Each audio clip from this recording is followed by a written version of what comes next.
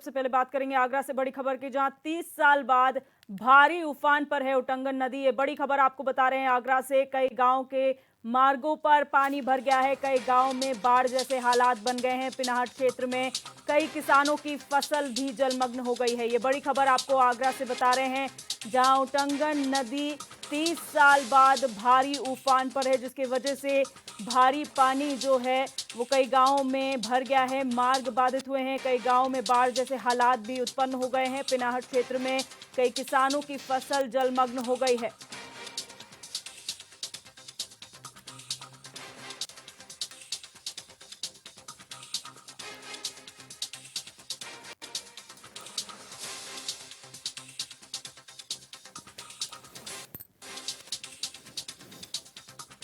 तो आपको बता दें कि यहाँ पर 30 साल बाद उटंगन नदी भारी उफान पर है, जिसकी वजह से ग्रामीण मार्गों पर पानी भर गया है।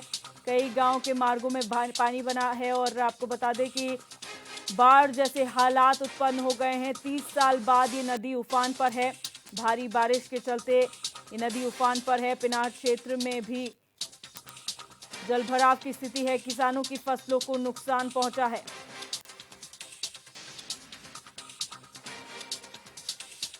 और हमारे संवाददाता मनीष गर्ग हमारे साथ फोन लाइन पर जुड़ चुके हैं। मनीष, जानकारी चाहेंगे इस वक्त क्या स्थिति बनी हुई है और 30 साल बाद जो उटंगन नदी है उफान पर है, ऐसे में प्रशासन की क्या व्यवस्थाएं हैं?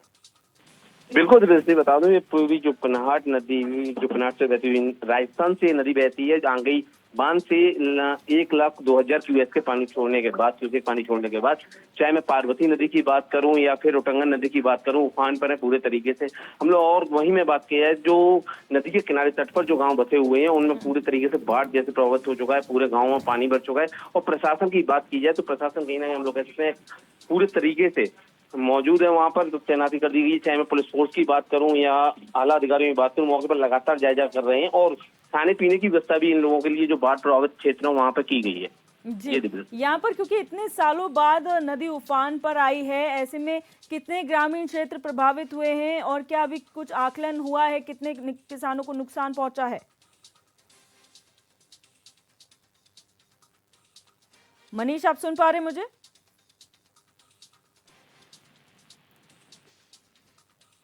बहुत शुक्रिया मनीष हमारे साथ जुड़ने के लिए और जानकारी साझा करने के लिए।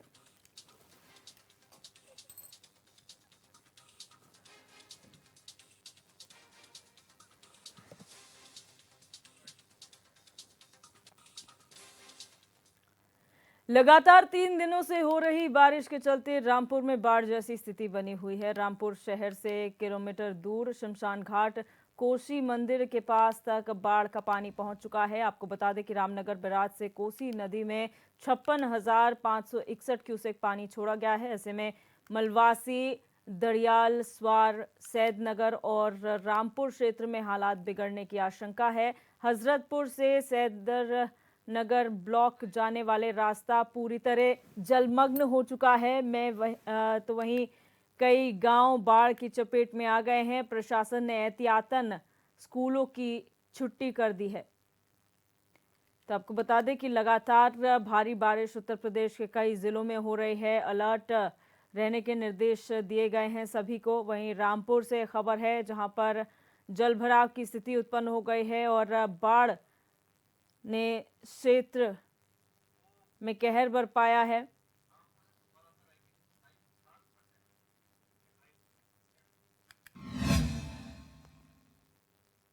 और विशाल सक्सेना हमारे संवाददाता रामपुर से हमारे साथ लाइव जुड़ चुके हैं। विशाल, जानकारी चाहेंगे क्या स्थिति इस वक्त रामपुर में बनी हुई है और कितने लोग प्रभावित हुए हैं?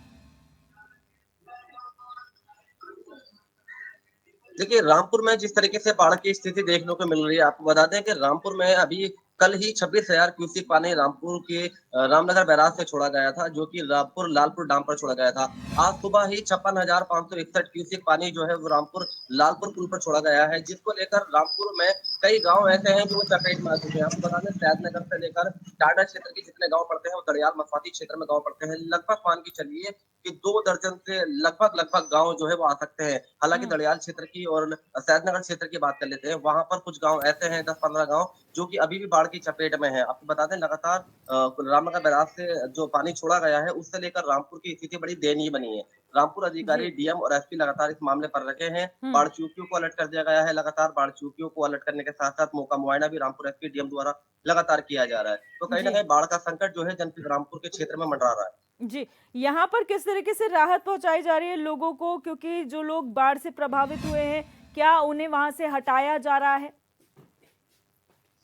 बिल्कुल, जो बाढ़ की स्थिति देखने के बाद आज सुबह ये लगभग 4 बजे सूचना मिली थी कि जिस तरीके से बाढ़ की स्थिति बनी थी, रामनगर बैराज से जो कोई नहीं। 56,161 जो क्यूसेक पानी छोड़ा गया था, उसको लेकर जो बाढ़ की स्थिति बनी थी, रामपुर अधिकारी लगातार मौके पर पहुँच रहे हैं, वहाँ जाकर मौका मुआयना कर रहे हैं, सबको देख रहे हैं। जो कि जी। जो संकट में आए हुए थे, जो खतरा गाँव पर मंडरा रहा है, उसको लेकर कहीं न कहीं उनको राहत पहुँचाने का काम भी रामपुर डीएम द्वारा और नहर विभाग द्वारा लगातार जो किया जा रहा है। आपको बता हुँ। दें लगातार जो बाढ़ की स्थिति को देखते हुए जो गाँव पहले भी बाढ़ की संकट में आए हुए थे, वो अब फिर से दोबारा पुनः वो है जो गाँव जो बसे हैं, वो कहीं न कहीं बाढ़ की स्थिति में आ रहे हैं। क्योंकि जो आपको बता दूँ बाढ़ जो आती है रामनगर बैराज की तरफ से, वो हुँ। लालपुर डैम के पास जब यहाँ पर क्यूसेक पानी छोड़ा जाता है, तो उसको लेकर जो गाँव हैं 10, 12, 15 गाँव, वो लगातार उससे कोसी नदी से सटे हुए हैं। तो कोसी नदी से सटे होने के कारण वहाँ पर जो था लगातार बाढ़ आने के कारण सबसे पहले उन्हीं गाँवों के ऊपर बाढ़ का खतरा मंडराता है। तो हुँ। कहीं न कहीं वहाँ के जो गाँववासी हैं वो बहुत परेशान हैं, उनके माथे पर जो है चिंता की लहर दिखाई दे रही है। तो वो अपने गाँव यानी कि अपनी जगह वहाँ से छोड़ने को मजबूर हैं, अपने घर वहाँ से छोड़ने को मजबूर हैं। रामपुर प्रशासन द्वारा उनको कहीं और शिफ्ट कराने का प्रयास भी लगातार किया जा रहा है। हुँ। क्योंकि जिस तरीके से बाढ़ आती है, वहाँ पर कई गाँव जो हैं वो चपेट में आते हैं। कई लोगों को जानहानि का भी कहीं न कहीं सामना करना पड़ता है। अभी पिछली बार जब बाढ़ आई थी, तो कुछ लोगों को लगातार पेड़ों पर चढ़ना पड़ा था अपनी जान बचाने के लिए। तो इस हुँ। बार स्थिति ऐसी नहीं बन जाए, उसको लेकर रामपुर प्रशासन अलर्ट नज़र आ रहा है। जी, बहुत शुक्रिया विशाल हमारे साथ जुड़ने के लिए और जानकारी साझा करने के लिए।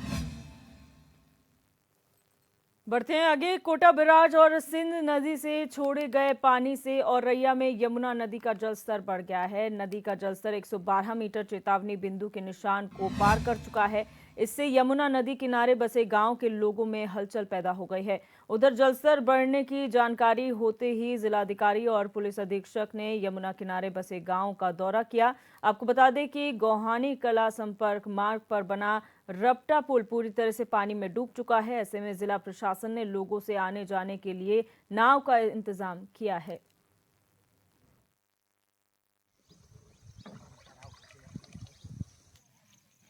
यमुना का जलस्तर बढ़ा है। अभी तो डेंजर लेवल से नीचे है, 111.25 किया है। केवल गोहानी कला जहां हम लोग खड़े हैं, इसके मेन रोड पे पानी आया हुआ है। इसकी नाव की व्यवस्था की गई है। गांव में भी कोई दिक्कत नहीं है। राशन भी पहुंच चुका है। कोटेदार ने सबको राशन बांट दिया है। इसके अलावा बिजली की 2-3 दिन से जो चक्रवात था उसमें बिजली की समस्या थी। अभी रिस्टोर करेंगे हम लोग बिजली और किसी प्रकार की दिक्कत नहीं है। ग्राम प्रधान भी हैं, हमारी पूरी रेवेन्यू की टीम लगी हुई है, पुलिस का कप्तान साहब आए हुए हैं, पुलिस की पूरी टीम है। मेडिकल इमरजेंसी में कोई चीज़ है तो उसके लिए व्यवस्था है। साथ ही साथ अगर बाढ़ का पानी बढ़ेगा और इनको राशन किट और खाने का पैकेट और सबकी व्यवस्था ऑलरेडी है हमारे पास, तो हम लोग तुरंत काम करेंगे। जलस्तर बढ़ने से अभी तक कोई नुकसान तो हुआ नहीं? अभी कोई नुकसान नहीं हुआ। कुछ फसलों को नुकसान हुआ है। यहाँ रेवेन्यू टीम को कहा गया कि फसलों का वो सर्वेक्षण कर ले कि अगर नुकसान हुआ तो उनको तत्काल राहत उपलब्ध कराएंगे। मैं और डीएम सर द्वारा संयुक्त टीम बना के बाढ़ क्षेत्र का निरीक्षण किया गया है। एक गांव गोना कला का रास्ता बाढ़ के कारण बाधित हुआ है। यहाँ का नाव का बोट का व्यवस्था किया गया है। इधर रेवेन्यू का और पुलिस का दोनों संयुक्त टीम पूरा दिन भर रहेंगे और इंश्योर करेंगे कि कोई किसी को असुविधा नहीं होगा और उनका जो भी आवश्यक सामान है, जैसे राशन है, जैसे उनका मेडिकल सप्लाई से दवाई है और उनका जो भी इश्यूज़ है उसके लिए पुलिस और प्रशासन दोनों मौजूद है और सबको सहयोग किया जाएगा।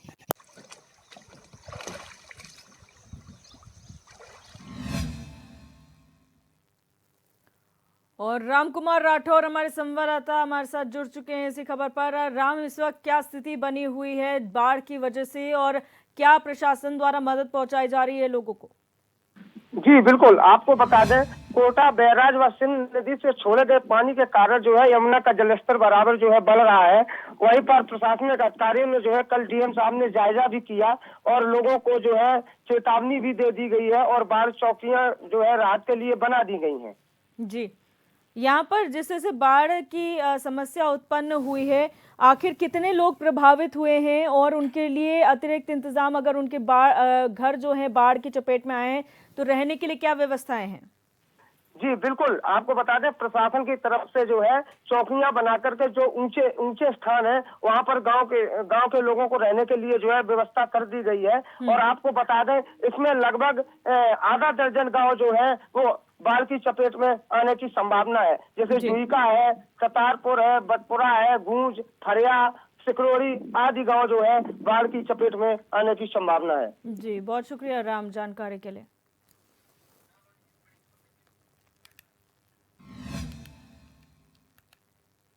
बात करेंगे बड़ी खबर की। लखनऊ से बड़ी खबर है जहां आज से 2 दिवसीय गोरखपुर दौरे पर रहेंगे सीएम योगी आदित्यनाथ। ये बड़ी खबर आपको बता रहे हैं। दीनदयाल उपाध्याय गोरखपुर यूनिवर्सिटी में कार्यक्रम है जिसमें बतौर मुख्य अतिथि शिरकत करेंगे सीएम योगी। महंत दिग्विजय नाथ की 55वीं पुण्यतिथि कार्यक्रम में भी हिस्सा लेंगे और सीएम योगी गोरखपुर मंदिर में पुण्यतिथि कार्यक्रम का आयोजन हो रहा है जिसमें शामिल होंगे।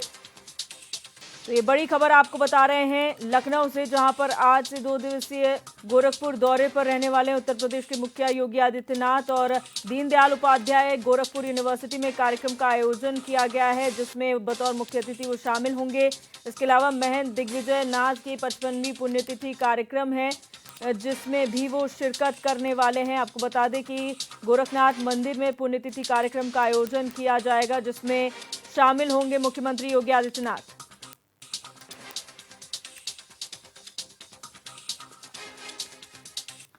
तो 2 दिवसीय गोरखपुर दौरे पर आज से रहने वाले हैं मुख्यमंत्री योगी आदित्यनाथ। कई कार्यक्रम उनके प्रस्तावित हैं जहां पर दीनदयाल उपाध्याय गोरखपुर यूनिवर्सिटी में कार्यक्रम का आयोजन किया गया है जिसमें बतौर मुख्य अतिथि वो शामिल होंगे। ये बड़ी खबर है जहां गोरखपुर के दौरे पर रहने वाले हैं। इसके अलावा कई अन्य कार्यक्रम भी हैं जिसमें मुख्यमंत्री शिरकत करेंगे। आपको बता दें कि महंत दिग्विजय नाथ की 55वीं पुण्यतिथि कार्यक्रम है। ये कार्यक्रम गोरखनाथ मंदिर में आयोजित किया जाएगा जिसमें भी मुख्यमंत्री योगी आदित्यनाथ शिरकत करेंगे।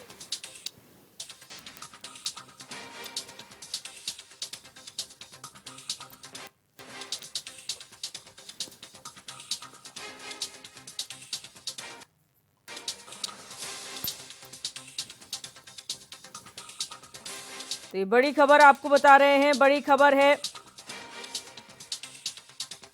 गोरखपुर का दौरा है, मुख्यमंत्री का 2 दिवसीय ये दौरा है जहां पर कई कार्यक्रमों में मुख्यमंत्री शिरकत करेंगे।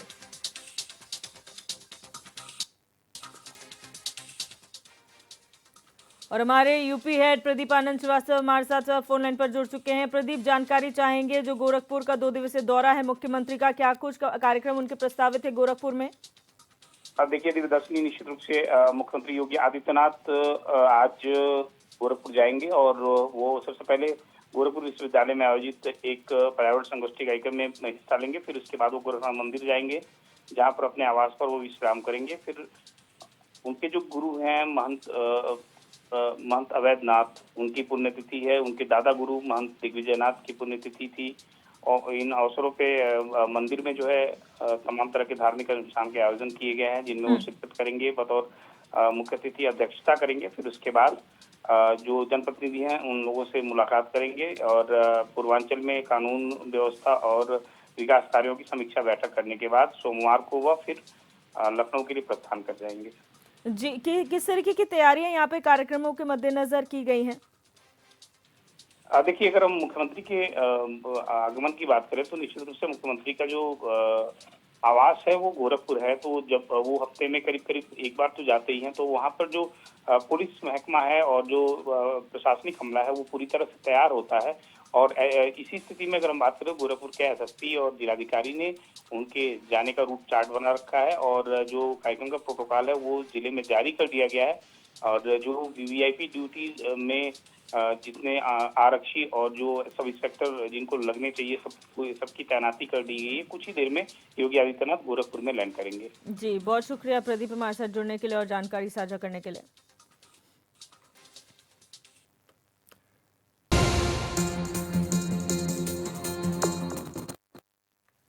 ब्रेक के बाद आप सभी का एक बार फिर से स्वागत है। रुक करेंगे मऊ से बड़ी खबर का, जहां पत्रकार पर बदमाशों ने जानलेवा हमला किया है। ये बड़ी खबर आपको बता रहे हैं। मऊ से बदमाशों की रील को लेकर पत्रकार ने खबर चलाई थी। बदमाशों ने पत्रकार को खबर हटाने की भी धमकी दी थी। खबर न हटाने पर जानलेवा हमला पत्रकार पर हुआ है। पत्रकार ने पुलिस को मामले की शिकायत दी है। मामले में उचित कार्रवाई की जाएगी, एसीओ ने आश्वस्त किया है। ये बड़ी खबर आपको बता रहे हैं मऊ से, जहां पर एक रील को खबर के तौर पर उठाने की वजह से एक पत्रकार पर बदमाशों ने हमला कर दिया। जानलेवा ये हमला पत्रकार पर किया गया और इसकी शिकायत पत्रकार ने पुलिस से की है।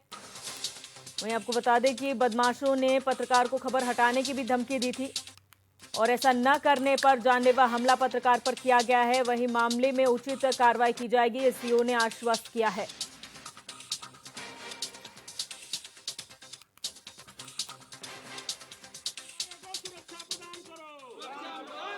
और उसके संबंध में उन्होंने खबर चलाई थी।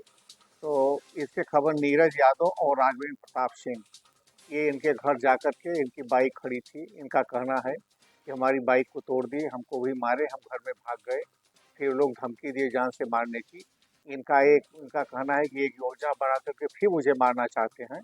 इसके संबंध जो एप्लीकेशन प्राप्त की गई है संबंधित थाने को भेज दी जाएगी और उचित धाराओं में जो उनका मुकदमा लिखा गया है उनके खिलाफ संबंधित कार्रवाई की जाएगी। पत्रकारों को सुरक्षा प्रदान करो।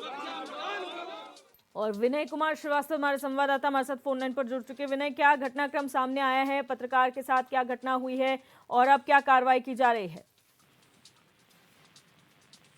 जी, आपको बता दें कि पत्रकारों द्वारा कोई भी खबर चलाई जा रही है तो आजकल कानून का उन्हें बिल्कुल डर नहीं है जी, और न सरकार भी संज्ञान में ले रही है। फिलहाल देखा जाए तो योगी उत्तर प्रदेश सरकार के मुख्यमंत्री योगी आदित्यनाथ संज्ञान में ले रहे हैं और लोगों को डीजीपी निर्देश दिया है कि पत्रकारों पर किसी तरह का कोई हमला ना हो या पत्रकारों पर कोई मुकदमे ना हो जो बहुत संगीन हो, उस पर ही दर्ज किया जाए। परंतु यहाँ तो उल्टे प्रोग्राम कवर करने को लेकर के ही इस पत्रकार को जब पहले तो धमकी दी गई, धमकी इस तरह के जान से मारने पे धमकी दी गई और एक वीडियो वायरल को लेकर के आज इस पत्रकार पर हमला किया गया है। घर पहुंचते उसके घर के बाहर जो गाड़ी खड़ी जिसको तोड़ा गया है, तोड़ने वाले को धमकी दिया है कि किसी प्रकार के पत्रकार ने अपनी जान बचाई है। आपको बता दें इसके पहले उसने इस घटना की सूचना पुलिस को दी थी, परंतु जो है पुलिस ने कोई कार्रवाई नहीं की, न उसको संज्ञान में लिया और इसकी घटना इस रूप में देखने को मिली है जिससे कि यहाँ का पत्रकार विरोध जन आंदोलित हो गया है।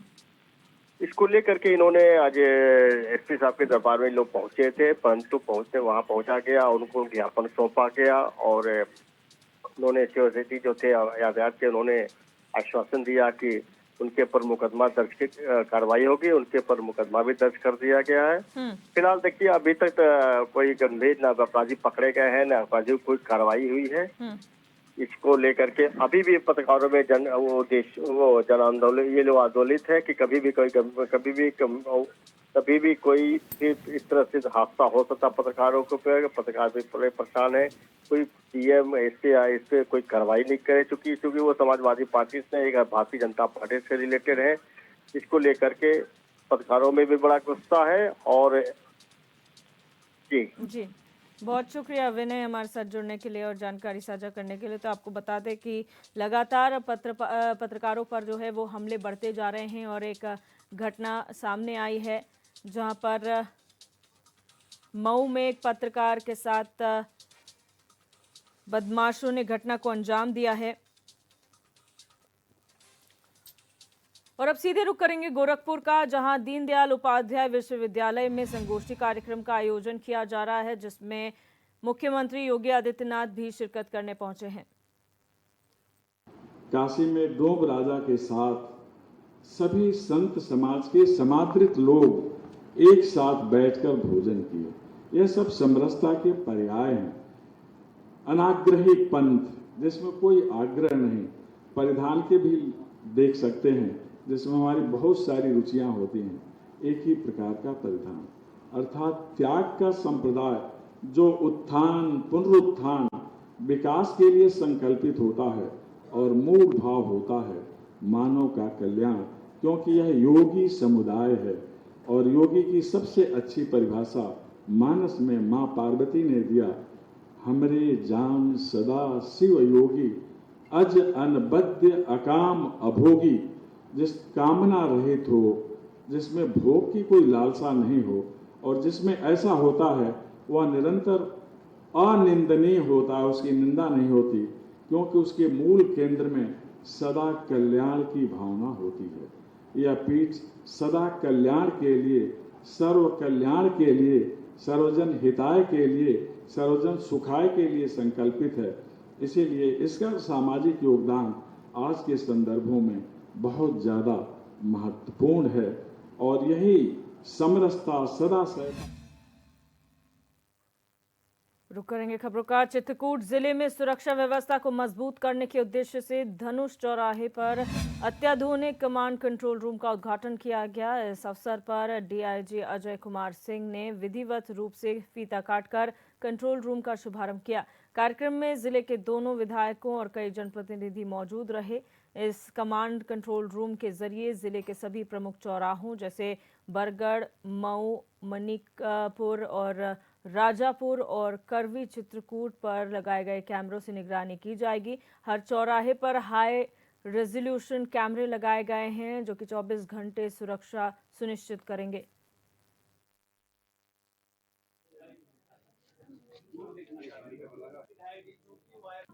आज इस जनपद में 3000 से ज़्यादा कैमरे स्थापित किए जा चुके हैं और हम आपको बता दें कि हमारे यहाँ जितने भी महत्वपूर्ण घटनाएं हुई हैं उनके अनावरण में इस कैमरे का महत्वपूर्ण योगदान रहा है और ट्रैफिक कंट्रोल में इन कैमरों की महती भूमिका है।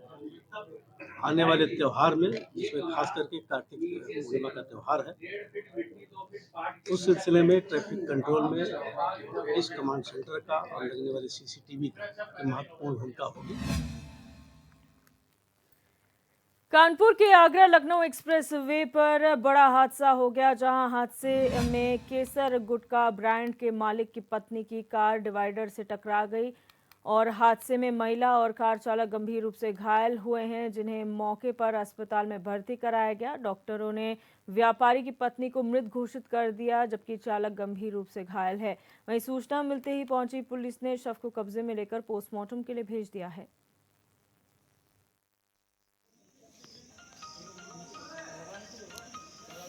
गाड़ी चल रही थी, टायर फटा और बारिश बहुत तेज थी।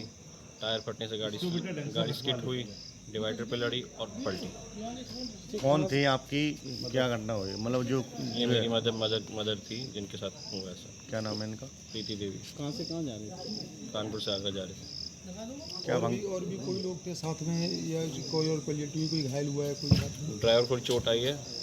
अब ड्राइवर से मैं मिल नहीं पाया हूँ क्योंकि मेरी माँ का ऐसा हो तो वो हो नहीं पाया।